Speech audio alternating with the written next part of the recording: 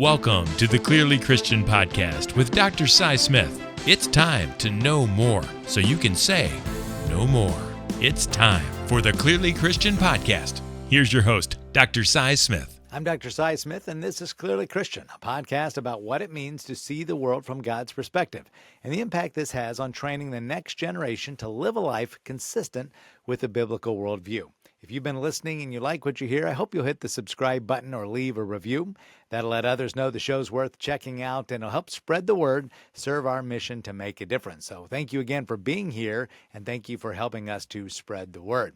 Today's extra credit version of the Clearly Christian Podcast is a deeper dive into our chalkboard points from our recent conversation with Andy Goodwin. He's the principal and CEO of Covenant Christian High School in Indianapolis, Indiana. We talked about getting our people on the same page and the power of a culture driven by shared beliefs and values. In other words, if you want people moving together, you have to start by helping them think together. So now for some further thoughts and questions, let's bring in our producer, Brian Lefelock. Brian, good to see you again. And what did you think of the show today? I love the show, and I love his presence. He's a podcaster too, isn't he? Is that right? Yeah. Yes, exactly. Yeah. We were returning the favor on each other's shows. So people should look for you on his other one. I'm interested in the whole idea of aligned thinking. How do you know? I know what aligned thinking must feel like. Everybody's on the same page. But how do you know when people aren't? In a big organization and in a school, and teachers are behind closed doors. How do you know when things aren't aligned? Yeah, even in a big organization, I have certainly learned over the years that, and again, as a leader, you're always looking for patterns. And so, there's good patterns and bad patterns, and noise is a pattern. And you will eventually, even in an organization like ours where there's lots of layers, the noise will get to you. And it's not because the noise was not handled well at the lowest levels. It's because it's just getting louder. And so if you're not aligned in your thinking and problems are not being solved the way that, like he talked about, you're solving problems according to the aligned thinking and core values are driving those things. And it does take a while to get there. Because as he mentioned, or I think I was the one who first said, he had to hit the reset button, so to speak. Well, he didn't just come in and say, hey, guess what? These are our new core values. Everybody's going to be on board. You have to flesh those things out and talk to this is what this means. I know for our organization, we have 5 core values, and we have what we call essential questions that go along with those things. So, here's the definition of excellence, but then here's the essential questions. Every day I have to be asking myself, did I do all that I could to make this clear to the students? Did I do all that I could to communicate with parents? Literally asking yourself, and there's probably 10, 12 questions every day. Did I do this? Did I make them my own? That's a good one for caring Christian educators.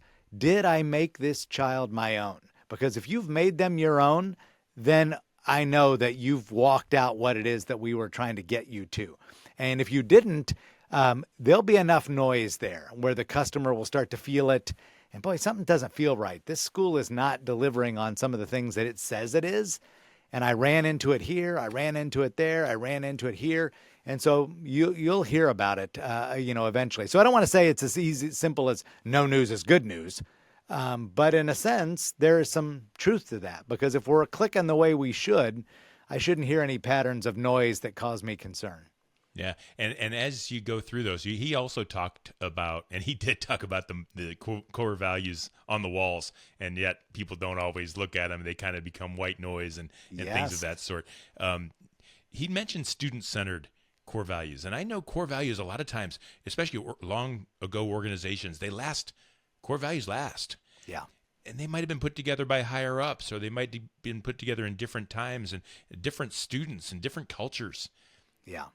How do you make sure your core values are student-centered if that's necessary? Can you explain more about student-centered core values? And then how do you make sure your core values are relevant and up-to-date and accurate? Yeah, I think that probably can merge those answers because I think they're one and the same. I think you're probably really missing it if you don't stay relevant with your core values. I think you're exactly right. Yes, they should stand the test of time. but there's nothing sacred about them. They're not, biblical by, I pulled this out, in that sense. In other words, you can add to those, and you may need to add more because times have changed. And now we need to add this as a core value. If it's a core value that needs to stay, but it's not as relevant as it once was, well, then let's make it relevant again. Let's try to figure out how that core value relates to today's kids and today's families. And so it probably does because, like you said, the principle or the virtue behind it, partnership with families. Well, that's a good example. Partnership with the families has been a core value for decades, but it looks a lot different now in 2026 than it did even in 2016 or 2006 or 1996 or, right? So it just goes much different now, or it goes much deeper. And so that's something you definitely want to keep in mind is these can be fluid to the sense that they need to be relevant, but they also are capable of really standing the test of time as well. Are core values meant for as a marketing idea, a communication idea, a tool for parents to understand what the school's all about? Are they meant for the staff so that there is a page that everybody can get on? Or are they meant for leaders to help steer? Probably easier to say all three, but yeah. Where do core values really fit into the whole aligned thinking process? Yeah, and he did a good job of really talking about how that has to permeate all those areas, or permeate, I think is the word I was looking for, all those areas. And he's exactly right, because it is, like I said, I don't want to sound cliche, but that is true. It has to speak to all three of those groups. It tells me as the leader, it gives direction to where I want to take us as a school, because if we value excellence, then I have to start to define what's that going to look like. I have to figure out what's on the horizon that would be excellent. Where do we need to go, right? So that excellence means something to me, and it means something a little bit different for the parents, and it means something a little bit different for the kids. But part of my job as the CEO, because it starts with me and the board, is to really walk that out at each level, because, like I said, it can mean some different things, but it's held together by that value for that thing. Like excellence is a good one because that's who Christ is. He's the very definition of excellence. Well, in terms of behavior of employees and things like that, that doesn't mean a whole lot to the kids. So what's it mean for them? So I have to walk that out with the teachers who can walk it out with the kids.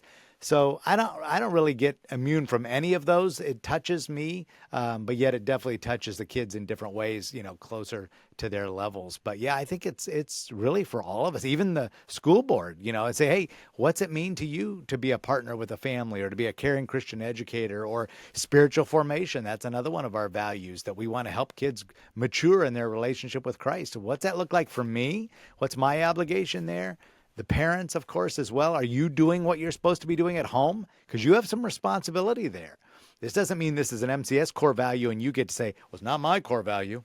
Well, that's not aligned thinking, right? Because you and I have to be on the same page, even those parents and the kids as well. If you don't want to mature in your relationship with Christ, this may not be the school for you, because this is a value that we share and we've said this is important.